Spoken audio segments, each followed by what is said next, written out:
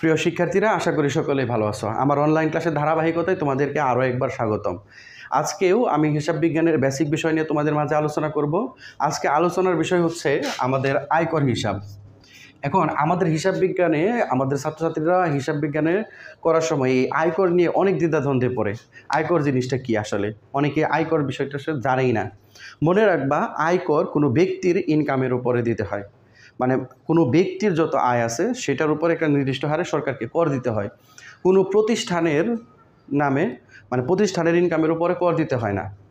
এখন ব্যাপারটা হচ্ছে, খেয়াল করে দেখো, যখন আমি আরিফ আমার যে চাকরি করি সেখান থেকে বেতন পেতে পারি, আমার বাড়িতে জমি জমা আছে সেখান থেকে, কৃষিকাজ থেকে আসতে পারে, আমার একটা আলাদা ব্যবসা থাকতে পারে সেখান থেকে আসতে পারে। এখন এই যে বিভিন্ন মাধ্যমে থেকে আমার আয় আসে, এই আয়গুলোকে একত্রিত করে টোটাল যে টাকা হবে সেই টাকার উপরে আমাকে কর দিতে হবে। কিন্তু কথা হচ্ছে, আমার যে ব্যবসায়ী প্রতিষ্ঠান সেই প্রতিষ্ঠানের উপরে কোনো কর হবে না, অর্থাৎ ব্যবসায়ী প্রতিষ্ঠানের উপরে কোনো কর নেই।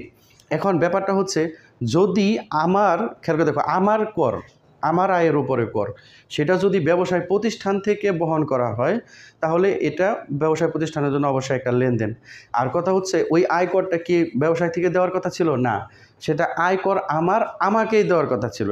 যেহেতু এক্ষেত্রে আমি মালিক, আমার প্রতিষ্ঠান কি করছে, আমার পক্ষ হয়ে আয়কর পরিশোধ করে দিচ্ছে, সেহেতু এই প্রতিষ্ঠান কি করছে, আমার কোনো খরচ বহন করছে। তো প্রতিষ্ঠান যখনই তার মালিকের কোনো খরচ বহন করবে সেটা হচ্ছে উত্তোলন। সেই হিসাবে এই আয়করও এক ধরনের উত্তোলন, আয়করটাও এক ধরনের কি উত্তোলন। যেহেতু আয়কর উত্তোলন এবং এটা মালিকের খরচ, সেহেতু আয়করও মালিকানা সত্ত্ব হিসেবের অন্তর্ভুক্ত হবে, মালিকানা সত্ত্ব হিসেবের অন্তর্ভুক্ত হবে। তবে উত্তোলন দ্বারা যেমন মালিকানা সত্ত্ব হ্রাস পায়, এই আয়কর দ্বারাও মালিকানা সত্ত্ব হ্রাস পায়। এখন ব্যাপারটা হচ্ছে, তোমরা একটু দ্বিধাদ্বন্দ্বে পড়ে গেলে আমার কথা শুনে, অনেক সময় কোম্পানিকে তাকে কর দিতে হয়। তাহলে স্যার, ব্যবসায় প্রতিষ্ঠানে যদি কর না দিতে হয় তাহলে কোম্পানি কেন কর দেয়? হ্যাঁ, তোমরা জানো 1994 সালের যে কোম্পানি আইন, সেই কোম্পানি আইনের যে আইন অনুসারে এক একটা কোম্পানি হচ্ছে একজন কৃত্রিম ব্যক্তিসত্তা। মানে আমি আরিফ যেমন সশরীরে একজন ব্যক্তি, একটা কোম্পানি, মনে করো যে যমুনা কোম্পানি লিমিটেড, তারপরে যে এবিসি কোম্পানি লিমিটেড, তারপরে গোমতী কোম্পানি লিমিটেড, এই যে এক একটা কোম্পানি আছে, তারা প্রত্যেকটা একটা কৃত্রিমভাবে একজন ব্যক্তিসত্তা, মানে কৃত্রিমভাবে তাদেরকে একজন মানুষের সাথে তুলনা করা হয়।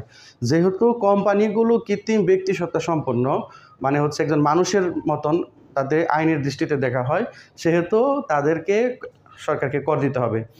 আর আরেকটা বিষয় মনে রাখবা, যখন আমরা এক মালিকানা বা অংশীদারি ব্যবসায় করি সেক্ষেত্রে মালিক নির্দিষ্ট থাকে। আর কোম্পানির যে কোম্পানি ব্যবসায় যেটা আছে, এই কোম্পানির মালিক কোনো নির্দিষ্ট কোনো মালিক নেই। তাদের কোম্পানির শেয়ার যে কিনবে সেই মালিক। সেক্ষেত্রে আবার যারা শেয়ার কিনে তারা আবার শেয়ার বিক্রি করে দিতে পারে, সেক্ষেত্রে মালিক চেঞ্জ হওয়ার সম্ভাবনা থাকে। এর জন্য আইনগত দৃষ্টিতে প্রত্যেকটা কোম্পানি এক একটা কৃত্রিম ব্যক্তিসত্তা সম্পন্ন। যেহেতু তাদের কৃত্রিম ব্যক্তিসত্তা রয়েছে সেহেতু তাদেরকে কর দিতে হবে, এই কারণে কোম্পানির কর দিতে হয়। সেই ক্ষেত্রে কোম্পানির কর আর নর্মাল যে ব্যবসা আছে, এক মালিকানা অংশীদারি বা নর্মালি আমাদের আশেপাশে যত বিজনেস দেখতে পাও, এইটার কর এক না। আশা করি তোমরা আয়করের ব্যাপারটা বুঝতে পেরেছ। পরবর্তী ভিডিও দেখার আমন্ত্রণ জানিয়ে আজকের মতো এখানে শেষ করছি। আল্লাহ হাফেজ।